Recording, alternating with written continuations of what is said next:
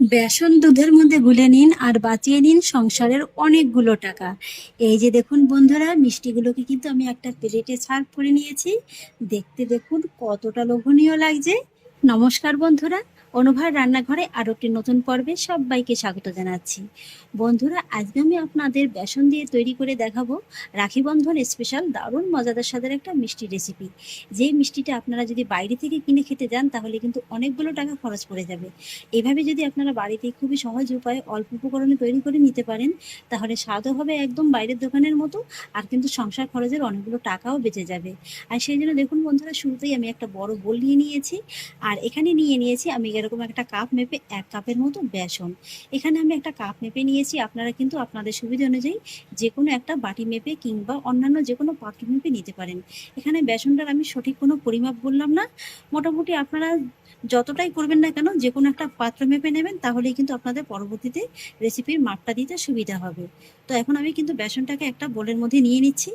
তো এবার আমি রেসিপিটা শুরু করব, তবে তার আগে আজকে রেসিপির জন্য বাকি যেসব উপকরণগুলো লাগবে সেগুলো আপনাদের একবার দেখিয়ে দিচ্ছি। তো সেই জন্য দেখুন বন্ধুরা, নিয়ে নিয়েছি ওই সেম কাপ মেপে 1/2 কাপের মতো চিনি। এবার আমি চিনিটাকে একটু গুঁড়ো করে নেবো, সেই জন্য মিক্সার জারের মধ্যে নিয়ে নিচ্ছি। সেই সঙ্গে নিয়ে নেবো 10-12টির মতো ছোট এলাচ। এখানে এলাচটাকে আপনারা আলাদাও গুঁড়ো করে নিতে পারেন। এলাচের খোসাটাকে ফেলে আমি শুধু দানাটাকে দিয়ে দিচ্ছি। এবার কিন্তু আমি চিনিটাকে একদম ভালোভাবে গুঁড়ো করে নেব। এই তো বন্ধুরা দেখুন, চিনিটাকে কিন্তু আমি খুব ভালোভাবে গুঁড়ো করে নিয়েছি। এবার আমি গুঁড়ো করা চিনিটাকে একটা সাইডে রেখে দেবো। আর এবার দেখুন বন্ধুরা, আমি কিন্তু আবারও বেসনের বাটিটাকে নিয়ে নিয়েছি, আর এবার আমি ওর মধ্যে অ্যাড করব যে কাপটা মেপে আমি বেসনটা নিয়েছিলাম ওই কাপেরই 1 কাপের মতো নর্মাল তাপমাত্রায় থাকা লিকুইড দুধ।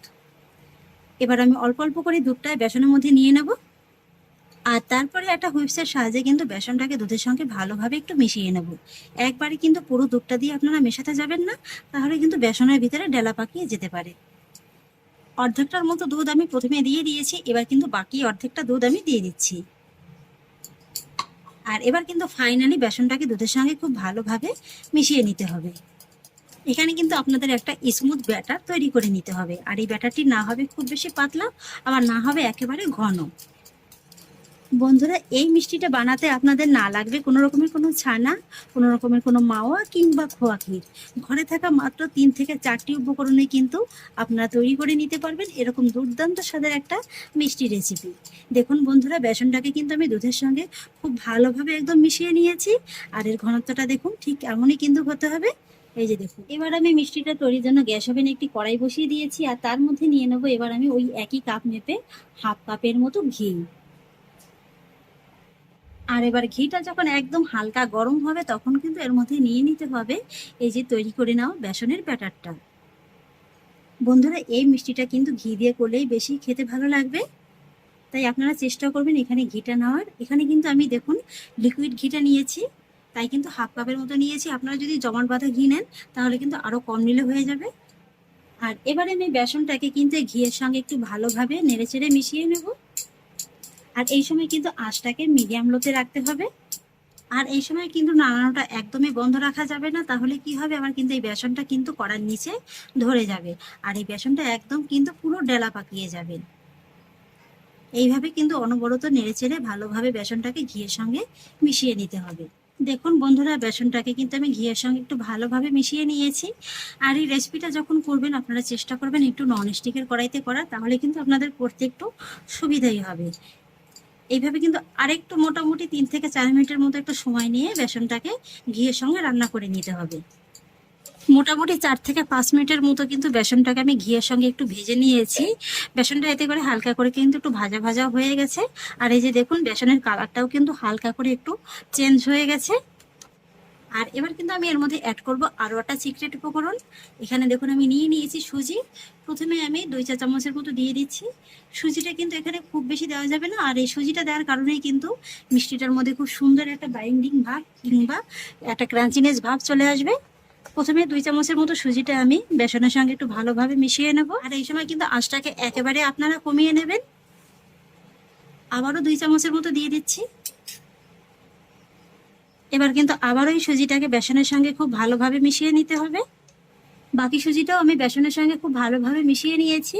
আর এবার বন্ধুরা আমি এই বেসনের মধ্যে অ্যাড করব খুবই সামান্য একটু হলুদ গুঁড়ো। এখানে আমি কোনো আর্টিফিশিয়াল কালার অ্যাড করছি না, একদম সম্পূর্ণ প্রাকৃতিকভাবে কিন্তু এই মিষ্টিটা করছি। এই সামান্য একটু হলুদ গুঁড়ো দেওয়ার কারণে কিন্তু এই মিষ্টিটার মধ্যে খুব সুন্দর একটা কালার চলে আসবে। আর আপনারা হয়তো বা ভাবতে পারেন যে হলুদ গুঁড়ো দেওয়ার কারণে মিষ্টির মধ্যে হলুদ হলুদ একটা গন্ধ লাগবে। না বন্ধুরা, একদমই কিন্তু কোনো রকম কোনো হলুদের গন্ধ লাগবে না। যেহেতু হলুদ গুঁড়োটা শুরুতেই দেওয়া হয়েছে, তাই হলুদটা কিন্তু খুব সহজে একদম এই বেসন আর সুজির সঙ্গে ভাজা ভাজা হয়ে যাবে। সেক্ষেত্রে কিন্তু হলুদের কোনো কাঁচা গন্ধ লাগবে না। তবে এখানে আপনারা চাইলে কিন্তু হলুদ গুঁড়োর পরিবর্তে দুধের মধ্যে সামান্য একটু কেশর ভিজিয়েও নিতে পারেন। সেক্ষেত্রে কিন্তু মিষ্টিটা খেতে আরো বেশি ভালো লাগবে। দেখুন আমি হলুদ গুঁড়োটাকেও কিন্তু খুব ভালোভাবে মিশিয়ে নিয়েছি। আর এবার আমি বেসন আর সুজিটাকে কিন্তু লো ফ্লেমে আরো 5 থেকে 6 মিনিটের মতো সময় নিয়ে একটু রান্না করে নেব। এতে করে সুজির মধ্যে যে কাঁচা ভাবটা আছে সেটা কিন্তু একদমই চলে যাবে। আমি মোটামুটি 5 থেকে 6 মিনিটের মতো সময় নিয়ে কিন্তু বেসন আর সুজিটাকে রান্না করে নিয়েছি। এই যে দেখুন বেসনের মধ্যে থেকে কিন্তু ঘিটা আলাদা হতে শুরু করে দিয়েছে। আর ঠিক এই পর্যায়ে কিন্তু এর মধ্যে অ্যাড করতে হবে গুঁড়ো করে নেওয়া চিনিটা।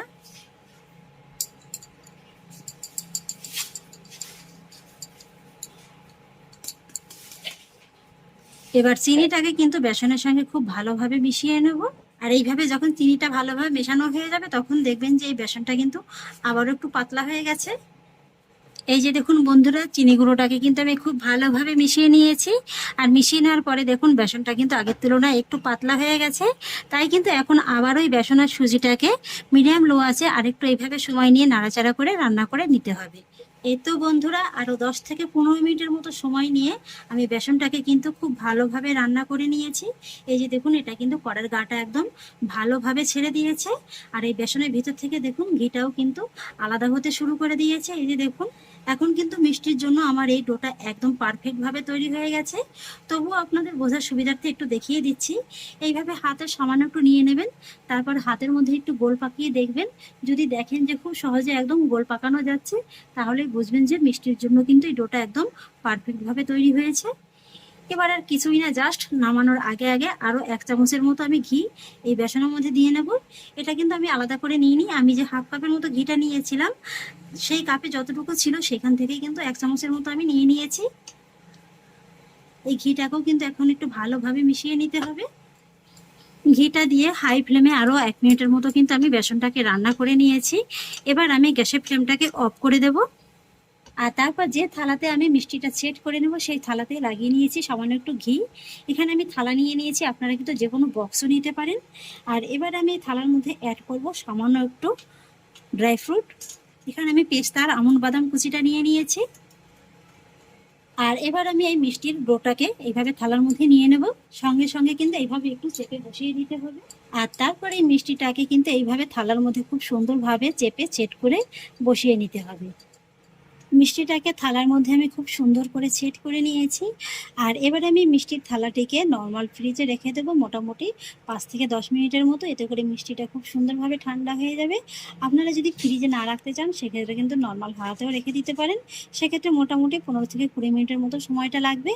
মোটামুটি 10 মিনিটের মতো আমি নর্মাল ফ্রিজে রেখে দিয়েছিলাম। আর এবার কিন্তু এই মিষ্টিটা একদম খুব ভালোভাবে সেট হয়ে গেছে। আর এবার কিন্তু এই মিষ্টিটাকে একটু শেপ দিয়ে কেটে নিতে হবে। আজকে আমি মিষ্টিটা ডায়মন্ড শেপে কেটে নিচ্ছি, আপনারা কিন্তু আপনাদের পছন্দ অনুযায়ী যে কোনো শেপে কেটে নিতে পারেন। সামনেই রাখি বন্ধন, আর রাখি বন্ধনে কিন্তু বোনেরা ভাইদের জন্য এইভাবে খুবই অল্প খরচে বাড়িতে বসেই একদম দোকানের মতো মিষ্টি তৈরি করে নিতে পারেন।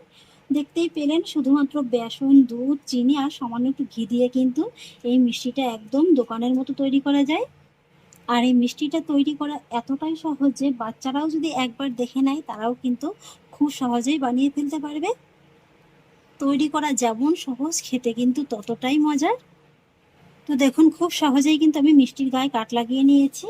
এবার কিন্তু এই মিষ্টিটাকে আপনাদের একটু তুলে দেখিয়ে দিচ্ছি। এইটা দেখুন বন্ধুরা, মিষ্টিটা কত সহজে একদম প্লেট থেকে উঠে আসলো। আর এই যে দেখুন আমি কিন্তু মিষ্টিটা একেবারে খুব বেশি পাতলা কিংবা একেবারে কিন্তু খুব বেশি মোটা রাখিনি। এই যে দেখুন, বেসন দুধের মধ্যে গুলে নিন আর বাঁচিয়ে নিন সংসারের অনেকগুলো টাকা। এই যে দেখুন বন্ধুরা, মিষ্টিগুলোকে কিন্তু আমি একটা প্লেটে সার্ভ করে নিয়েছি। দেখতে দেখুন কতটা লোভনীয় লাগছে।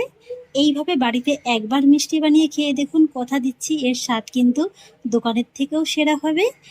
আর এই মিষ্টিটা এতটাই পারফেক্ট হয় যে এটা আপনারা দেখলেই কিন্তু বুঝতে পারবেন। এই যে দেখুন কতটা পারফেক্টভাবে মিষ্টিটা তৈরি হয়েছে। আর এতটাই নরম হয় যে মুখে দেওয়া মাত্রই কিন্তু জাস্ট একেবারে মিলিয়ে যাবে। তাহলে আশা করছি বন্ধুরা আমার আজকের এই বেসন দিয়ে মিষ্টি রেসিপিটি আপনাদেরও খুব ভালো লেগেছে। যদি ভালো লেগে থাকে তাহলে আমাকে অবশ্যই একটা লাইক এবং কমেন্ট করবেন, সেই সঙ্গে বন্ধুদের সঙ্গে শেয়ার করবেন। আর প্লিজ বন্ধুরা, যদি আমার পরিবারের নতুন সদস্য হয়ে থাকেন তাহলে একটা সাবস্ক্রাইব করে পাশে থাকা বেল আইকনটি প্রেস করে দেবেন। ফিরে আসছি এরকমই পরে অন্য কোনো নতুন রেসিপি নিয়ে। সবাই ভালো থাকুন, সুস্থ থাকুন, ধন্যবাদ।